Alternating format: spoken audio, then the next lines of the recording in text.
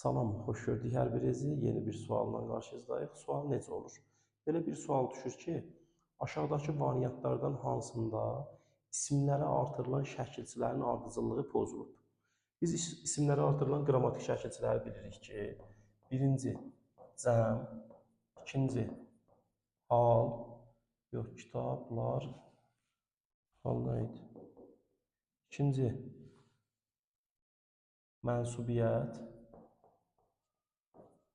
üçüncü hal, dördüncü xəbərlik. Deməli, cəm, mənsubiyyət, hal, xəbərlik. Məsələn, bir söz deyib, belə yadınızda saxlaya bilərsiniz ki, kitablarımızdandır. Görürsən, kitab sözün kökü, lar, cəm, ımız, mənsubiyyət, dan, haldır, xəbərlik.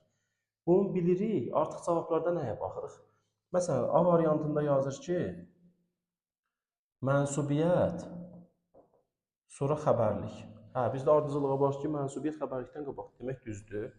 B variantında yazır ki, cəm plus hal. Baxırıq, cəm haldan qabaqdır. Sonra yazır ki, C variantında hal plus xəbərlik. Və yaxud da sual bu formada düşür ki, yazır D. Yəlik hal plus xəbərlik. Və yaxud da yazır ki, təsirlik hal plus xəbərlik.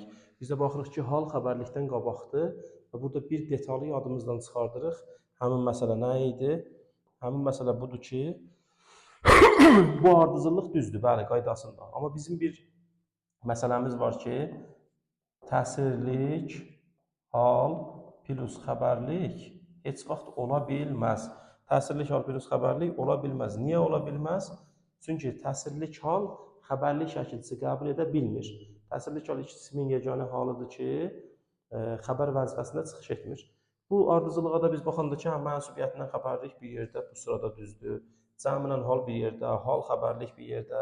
Yəlik hal haldır da, haldan sonra xəbərlik düzdür. Təsirlik hal haldır xəbərlikdən əvvəl. Axı təsirlik hal xəbərlik şəkilçisi qəbul edə bilmirdi. Deməli, yanlış cavabımız nədir?